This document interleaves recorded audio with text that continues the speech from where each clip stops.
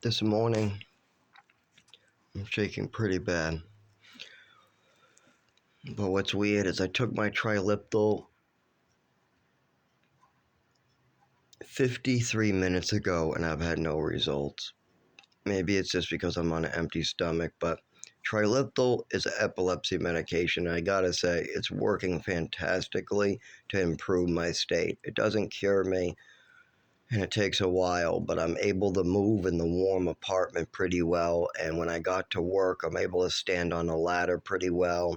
And when I do the test of like playing children's video games, like this pickle game where you just shoot zombies and you're a pickle and you don't have to press any buttons, you only use your thumb. One thumb, and you don't even have to use your thumb if you don't want. So if you play this pickle game, you can literally not have to touch the screen at all. You don't even have to look at it. If you pick the right weapons out, you can let the thing run for itself. So you don't even have to look at the screen. If it gets hard, then you just got to move your thumb. So I use that as a good gauge, because if I move my thumb and I look at the screen and my whole body jerks out of control, then I know I got to stop and I got to stay in the bed a little longer. But if I'm able to move my thumb and get harder and harder without too much, I mean, there'll always be spasms, but without too much spasms, then I know I'm ready to do harder stuff, like do my squats and my other movements. But this is the problem. See, when I'm trying to talk, I gotta close my eyes. It's much easier for me to speak. I keep on looking away from the screen as much as possible so I can talk clearly. But when I look back at the screen, it makes it a little harder for me. A little. I mean, I've done this for 25 years. I have a lot of coping skills. A lot. I mean, I was shaking in the morning and then having my mother beat me with a metal ruler, then being sore at night shaking, and then going to school and not being able to play sports because it's chilly outside, then going inside and shaking in a chair. The teacher's wondering, why are you still looking like you're freezing? I say, oh, this happens when I'm cold. Well, you're not cold anymore. You're in the indoors, and it's been 30 minutes since you're out there. It'll go away, and it always does. But it stays as soon as I stand up. It's neurological. It's in the nervous system. It's very obvious. It's from stimulus. Anything that stimulates the nervous system too severely. Now, cold is one that I have. I don't see that in everybody, but most people with this condition or with these similar symptoms, they all have problems with lights. I have problems with lights. They all got problems with sound. I got problems with sound. They all got problems with touch. I got problems with touch. They got seizures. I got seizures. So whatever disorder is definitely a form of epilepsy or some type of neurological disorder. I've been able to narrow it down, all from my own hard work. I've spent thousands of dollars. I've gone to as many doctors as I can, and I've also opened up and brought myself through the PTSD memories like crazy. It's not fun for me at all, but I have to go through this hundreds and hundreds of thousands of times with doctors. Why? Because the doctors won't listen until my father gets involved. He's tried to hide this from the world, and he spent 15 years, and I would say over $50,000 trying to hide this. He even moved up his whole life to Texas and New Mexico. I mean, there was so much shit that he did that helped him and hasn't helped me one bit.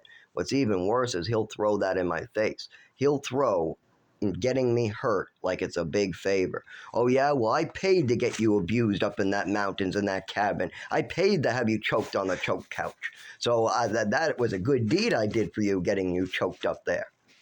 That's the way, but he doesn't say the choke part. He just says, I put a lot of money into putting you into that cabin. You know what? That was a lot of money putting you into that shitty cabin where you got choked out and you got food poisoning and you were left in the woods to wander every day. You know, I paid a lot of money for that. So you should be thanking me, he says, for getting abused. I should be thanking my father for all these abusive things. I should thank him for the ruler beatings. I should thank him that I was under his house 8 days a week. Meanwhile, he steals $980 from me for that. Yes, I didn't know this, but my father was getting paid $980 in Social Security, a check with my name on it.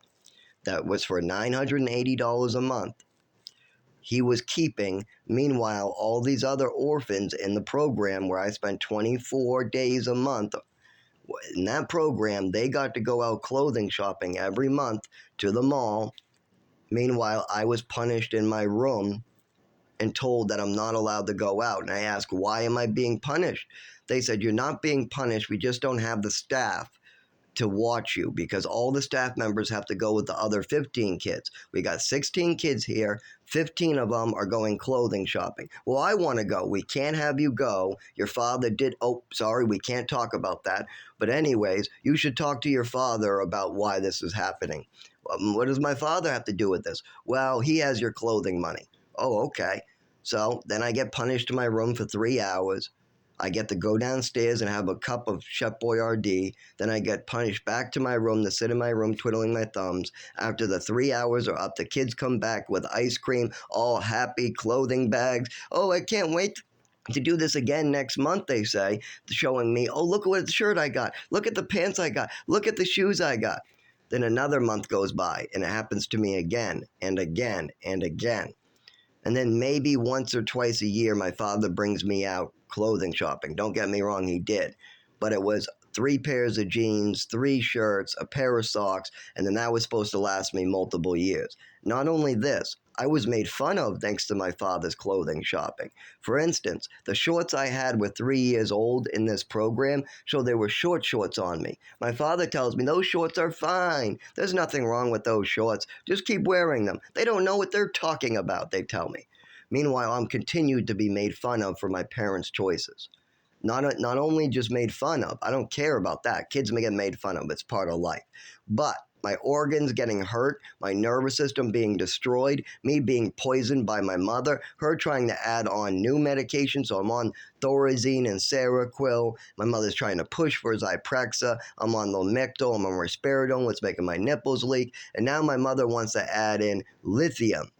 But then that causes a reaction where I'm always down, always in that down, depressed feeling, and I'm always drooling on myself 24 hours a day now. And my mother goes, well, we want to take him off that. It's becoming too obvious during the day. And I couldn't understand. Mom, this is what you want. You've been drugging me for years. You've been making me drool hungover in the morning for years. Why do you care this time? And I asked her that. I said, why do you give a fuck if I'm drooling during the day or if I'm drooling all the way till 10 a.m.? I mean, for the last 10 years, you've been making me a vegetable at nighttime, morning. You've been giving me headaches, hangovers. You've been giving me overdoses that shut down my nervous system. You gave me a full bottle of Ipecac. Why do you suddenly care that I'm tired during the day? Well, it was just that one medicine. People were complaining. The teachers actually called because I was talking to the teachers about it, and they said, that's because we called home. Maybe it is. Maybe people were complaining that I looked like I was being drugged, and people were catching on again, so she had to cut back. But she didn't cut back on the ones giving me extreme migraines. No, she popped my Vicodin instead. She didn't cut back at the ones making me sick to my stomach. No, she didn't cut back anything. No medications. She only cut back one new one she added. She added a medication to the list, what made the other medications go out of control. And after people started seeing that this was all the time now, she said, oh shit, people are complaining, I better pull this one away. But yet I'm still drooling until 10 a.m. I'm still not able to focus because I'm